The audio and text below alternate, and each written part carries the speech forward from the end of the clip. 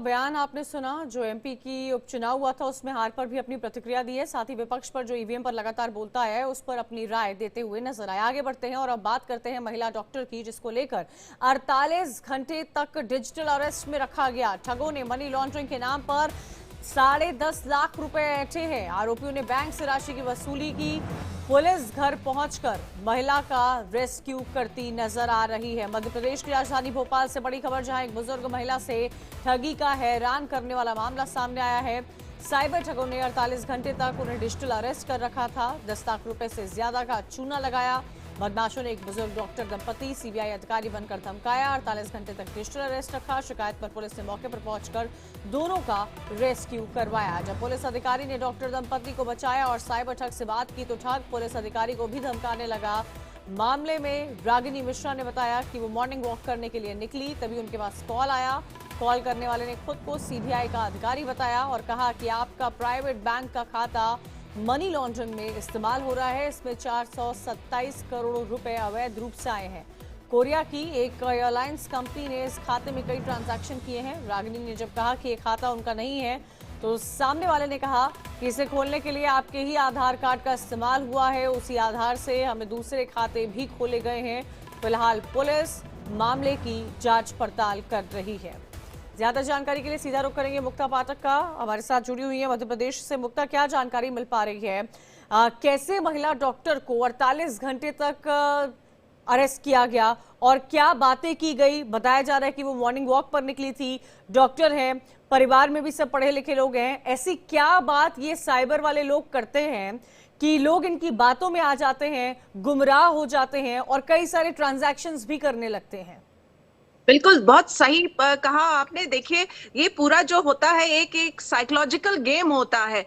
आपको इतना डरा दिया जाता है कि आप जो है, खास करके ये जो दंपति हैं, पढ़े लिखे हैं, जैसा आप कह रही हैं, रिटायर्ड है, मॉर्निंग वॉक से घर पे लौटे, एक कॉल आता है और उसके बाद इतना वो डर जाते हैं कि उनके खाते को यूज किया जा रहा है मनी लॉन्ड्रिंग के लिए, जिसमें इतने करोड़ रुपए हैं। बार बार ये बताया जा रहा है उनको और उस तरीके से वो डिजिटल अरेस्ट अपने आप को कर लेती हैं, 1 दिन नहीं 2 दिन तक। और उनके पति भी जब उनको ज्वाइन करते हैं, वो भी बात करते हैं, वो भी घबरा जाते हैं। तो ये पूरा का पूरा जो खेल, पूरा का पूरा जो ये ठगी का मामला होता है, पढ़े लिखे लोग भी इस पे शिकार हो जाते हैं, क्योंकि सब बहुत डर जाते हैं और इसी फियर को यूज करते हैं ये सारे ठग। महिला तो इनफैक्ट परमिशन लेके 2 घंटे के लिए वो बैंक में जाती हैं। बैंक गई और वहां पे उन्होंने लगभग 10.5 लाख रुपए जो है ट्रांसफर किए। उसके बाद 48 आवर्स के बाद जब वो थोड़ी सी संभली और उनको याद आया कि इस तरह के केसेस वो लगातार पढ़ रही है डिजिटल अरेस्ट के बारे में, तब उनको अंदेशा हुआ, शक हुआ। फिर जब उन्होंने पुलिस को इतला की, पुलिस आई और पुलिस के साथ भी देखिए ये ठग जो है लगातार जो है उनके बीच में भी तीखी नोकझोंक चलती रही। तो ये ठग कितने अपने आप को उन्होंने मनोवैज्ञानिकली स्ट्रॉन्ग कर रखा है कि वो पुलिस से भी नहीं डरते हैं। उसके बाद जो है उसको जो ये जो कपल है उनको पुलिस ने रेस्क्यू किया, उनको समझाइश दी और उसके बाद जो है पुलिस अब ये जांच में जुटी हुई। हम देख रहे हैं कि लगातार इस तरह की घटना देखने को मिल रही है, चाहे हम पूरे कंट्री की बात करें या कहा आपने कि लगातार ऐसी घटनाएं देखने को मिल रही है। डिजिटल अरेस्ट लोगों को किया जाता है, कई सारी अवेयरनेस की बातें चलाई जाती है, लेकिन आए दिन चाहे आप यूपी देखिए या आप एमपी देखिए, कई तरह की ऐसी खबरें आ रही है जो एक चिंता का बड़ा विषय बनी हुई है। और सबसे बड़ा सवाल इसमें यह है कि एक जागरूक जनता, एक पढ़े लिखे तबके के लोग भी इसमें अरेस्ट हो जा रहे हैं, वो कुछ कर ही नहीं पा रहे हैं। बिल्कुल, देखिए वही जो बात है, ये पूरा का पूरा जो है ये फियर के ऊपर बेस्ड है। आपको इस तरह से डरा दिया जाता है कि आप पढ़े लिखे होने के बावजूद, क्योंकि अवेयरनेस इन दिनों अगर आप देखेंगे तो लगातार जो है, चाहे वो एफएम की हम बात करें, चाहे हम न्यूज़पेपर की बात करें, तो लगातार इस तरह के विज्ञापन भी आ रहे हैं।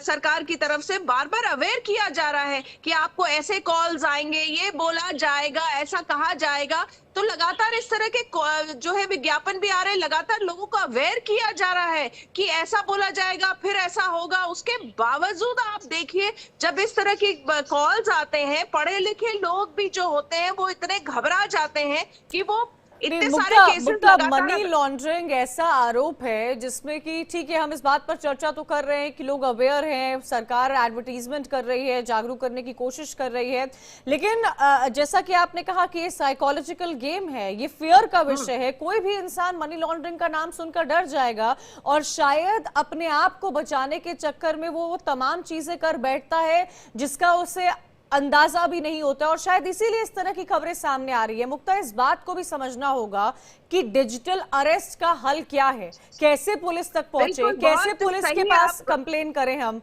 अगर कोई व्यक्ति इसका एनकाउंटर करता है तो।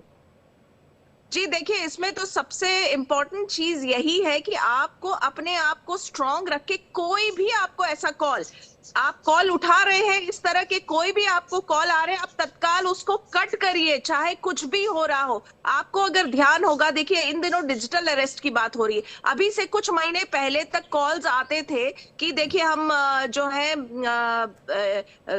इस डिपार्टमेंट से बोल रहे हैं, आपका आधार कार्ड यूज किया गया है और आपका जो एड्रेस यूज किया गया है और उससे कुछ चीजें जो है स्मगल की गई है, इलीगल चीजें स्मगल की गई है। ये बहुत हो रहा था, जिसकी शिकार मैं भी खुद हुई थी, मैं, लेकिन एन समय पे मेरा जो है ब्रेन फंक्शन करने लगा और मैं बच गई, मतलब वो प्रोसेस से होते होते मैं भी बच गई। तो मुझे ये अंदाजा है कि किस तरह से फियर को यूज करते हैं, आप इतने डर जाते हैं कि आपका एड्रेस यूज किया जा रहा है, इलीगल सामान स्मगल हो रहा है। अब जो है डिजिटल अरेस्ट की घटना, इतनी अवेयरनेस लगातार बताई जा रही है, इनफैक्ट लगातार ये बताया जा रहा है कि ऐसे ऐसे फोन आएगा, ये बोला क्योंकि मुक्ता, आप देखिए डिजिटल अरेस्ट का पैटर्न सेम ही रहा है, सिर्फ और सिर्फ पैसे निकालने की कोशिश की जाती है। ये जनता को जागरूक होने की जरूरत है और ये समझने की जरूरत है कि अगर कोई ऐसा कॉल आता है तो उसे डिस्कनेक्ट किया जाए और उसे तुरंत से तुरंत रिपोर्ट कराया जाए। बहुत बहुत शुक्रिया मुक्ता जानकारी देने के लिए। तो देखिए डिजिटल अरेस्ट के कई मामले सामने आ रहे हैं। आगे बढ़ते हुए